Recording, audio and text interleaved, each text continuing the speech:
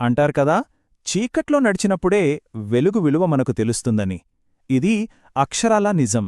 ఈరోజు మనం అలాంటి ఒక ప్రయాణం గురించే మాట్లాడుకోబోతున్నాం. నీడల నుంచి వెలుగులోకి వచ్చిన రామయ్య అనే ఒక కుర్రాడి కథ. నిజంగా స్ఫూర్తినిచ్చే ఈ కథలోకి పదండి వెళ్దాం. చూడండి, ఈ మాట మన కథకు ప్రాణంలాంటిది. అంటే కష్టాలు, అవమానాలు అనే ఆ నీడల నుంచి విజయమనే వెలుగులోకి రామయ్య ఎలా వచ్చాడు అన్నది అర్థం చేసుకోవాలంటే ఈ మాటని గుర్తుపెట్టుకోవాలి. సరే, మన కథానాయకుడి పేరు రామయ్య. ఓ చిన్న పల్లెటూరు, అక్కడ పేదరికంలో ఉన్న కుటుంబం అతనిది. పరిస్థితులు చూస్తే చాలా నిరాశగా ఉంటాయి, కాని అతనిలో మాత్రం ఒక పెద్ద కల ఉండేది. అదే అతన్ని ముందుకు నడిపించింది. అతని జీవితం ఎంత కష్టంగా ఉండేదో ఆలోచించండి. వర్షం పడిందంటే చాలు, ఇల్లంతా జల్లెడలా కారిపోయేది. ఆ పడే నీటి చుక్కలు, అవి కేవలం వర్షం నీళ్లు కాదనమాట, అతని జీవితంలో అతని ఎదుర్కొంటున్న అడ్డంకులకొక సింబల్ లాంటివి. కాని ఇక్కడే అసలు విషయముంది. ఇంటికి పైకప్పు సరిగా లేకపోయినా రామయ్య కలలకు మాత్రం ఎలాంటి పైకప్పు లేదు.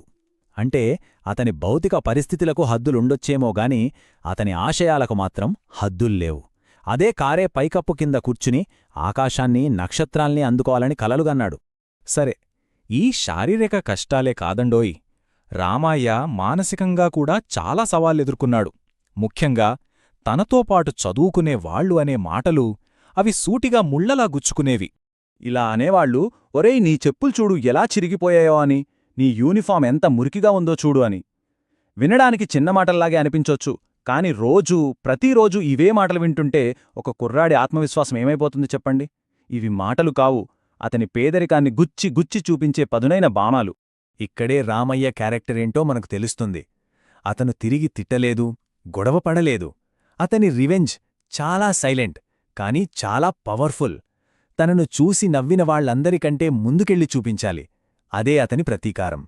ఇది అతని ప్రయాణంలో చాలా చాలా బాధాకరమైన సంఘటన. ఎగ్జామ్ ఫీజు కట్టలేకపోతే స్కూల్ బోర్డు మీదనుంచి అతని పేరు తీసేశారు. అందరి ముందు ఎంత అవమానం! పేదరికం వల్ల చదువుకి దూరమవుతున్నాడు. ఆ పబ్లిక్ హ్యూమిలియేషన్ అతన్ని చాలా గాయపరిచింది. బయట ప్రపంచమంతా ఇలా అవమానిస్తున్నప్పుడు కనీసం ఇంట్లో అయినా సపోర్ట్ దొరుకుతుందననుకుంటాం కదా. పాపం రామయ్య విషయంలో అది కూడా జరగలేదు. తన బలాన్ని తనలోనే వెతుక్కోవాల్సిన పరిస్థితి వచ్చేసింది. తోటివాళ్లు అన్న మాటల కంటే కూడా ఈ మాటలు రామయ్య గుండెను ముక్కలు చేశాయి. స్వయంగా కన్న తండ్రే, నువ్వు చదవడం వేస్ట్రా, మన బతుకులు మారవు అనేసరికి అతని ఆశలన్నీ చచ్చిపోయినట్టు అనిపించింది. అండ్ ఇది కథలో అసలైన టర్నింగ్ పాయింట్. ఆ రాత్రి తన డైరీలో రాసుకున్నాడు, ఎవరూ నన్ను నమ్మని రోజే నన్ను నేను ఇంకా బలంగా నమ్మాలి అని. ఆ ఒక్క క్షణం ప్రపంచం మొత్తం నమ్మకపోయినా పర్లేదు, నేను నన్ను నమ్ముతాను అని డిసైడ్ అయ్యాడు. ఆ నిర్ణయం తీసుకున్నాక ఇక మొదలైంది అసలైన పోరాటం. చాలా సుదీర్ఘమైన, కఠినమైన, ఒంటరి పోరాటం. ఇది ఎవరికీ కనిపించదు. సైలెంట్గా తన భవిష్యత్తును తనే చెక్కుకుంటున్నాడు. ఒకసారి ఈ టైంలైన్ చూడండి. సంవత్సరాల తరబడి సాగిన అతని సైలెంట్ స్ట్రగలిది.